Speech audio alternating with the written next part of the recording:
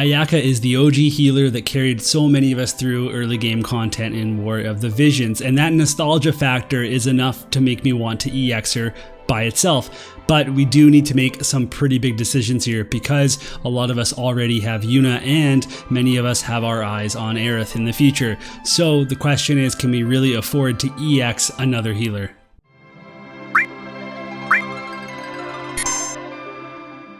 Please consider going to support warofthevisionscalc.com on their Patreon. Okay, so if we're going to be EXing Ayaka, we're going to need several materials, and we luckily have already farmed lots of staff tablets, I'm sure, but those blossoms are going to be the tricky part, and possibly the broadstones if you've been maxing a lot of URs. However, I think that most of us will have a few in our pockets. It's really about choosing if we want to spend out those sweet blossoms.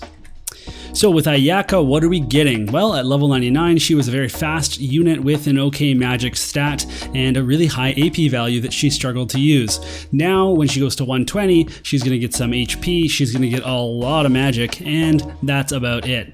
How about abilities? Well, at level 19, she is going to get the Curaga upgrade that will give her the ability to restore AP to whoever the Curaga hits. That's pretty neat. Then we're going to get March of Saints, which will upgrade your healing power by 20% at its max level. This is equal to what Yuna gets from her passive and what Aerith will get from her passive. However, Yuna gets even more healing power from her Aeon Bond, and that is a really big difference. This is a very needed buff for Ayaka though, so that she can heal you in the various types of content that you're going to be using her. Now, at job level 25, she's going to get a new skill called Melody of Punishment. This is a casting TP skill with a 320 casting time. It's going to increase defense penetration by 30% for 3 turns for the person hits, and then it's going to allow them to absorb 20% of the damage that they deal. That is a pretty big deal. If you put this on a tank, then maybe they're going to run forward. If you put it on Mont, for example, he can get up to 50 defense penetration with this card. He can deal a bunch of damage and heal it all back. You could also put that onto some kind of a bruiser, and the same thing will happen. This may allow us to enable characters that are, stuck in the past, the defense penetration, like Delita, among others, and I think that's pretty cool. This is definitely a very unique skill and a cool way to enable people to heal by absorbing damage. Let's take a closer look at her stats, and this difference column is going to show us what the difference is between 115 and 120. So for HP, she doesn't get very much at all, so that's not really a huge deal. She does get 81 magic, which is, I think, a big deal. And then her base magic doesn't increase by nearly as much because 38 of that magic comes on her board node. Then her agility doesn't increase and her other stats don't increase as well. Now, I know a lot of you are thinking that dexterity looks pretty low. That's legitimately the dexterity that she gets. Good thing she has Holy with 100% hit chance. So looking at these stats, they're not really a big deal for a healer in terms of going from 115 to 120, but I do think that if Ayaka is going to work, it's going to be with her new 120 skill, so you're going to want to go to 120 with her and commit all the way. But if you're going to commit to a girl, I mean, you could do a lot worse than Ayaka.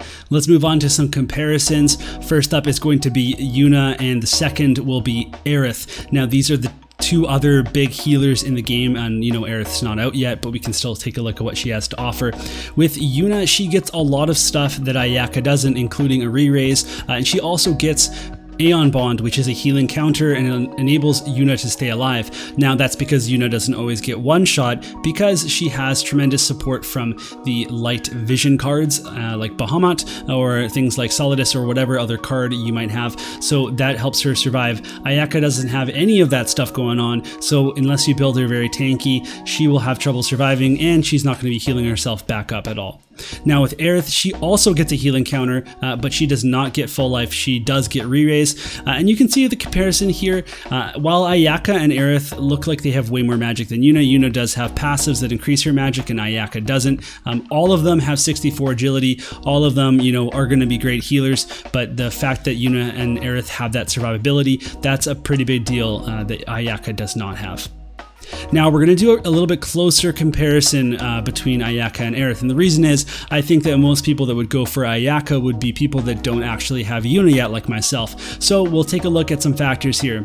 So both of them have Time Age sub, which is pretty interesting. Ayaka is going to have Meteor, which is a pretty high potency skill that does not have a type, and then she has full life but no re-raise.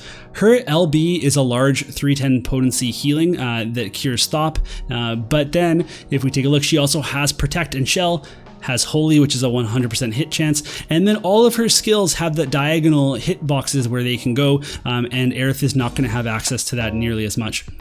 With Ayaka, she's able to raise the defense penetration and grant absorbs to her allies, and that's all pretty neat. Aerith is going to have Quicken, which is infinitely better than Meteor. That is a really big deal for all types of content, and that is just awesome. She also gets re-raised but doesn't have a full life, and she's going to have a smaller AoE LB. It's just going to be that 5 square cross that we often see, but her LB is going to raise defense when it hits, which I think is very important. It has the same potency as Ayaka. It will heal for the same amount.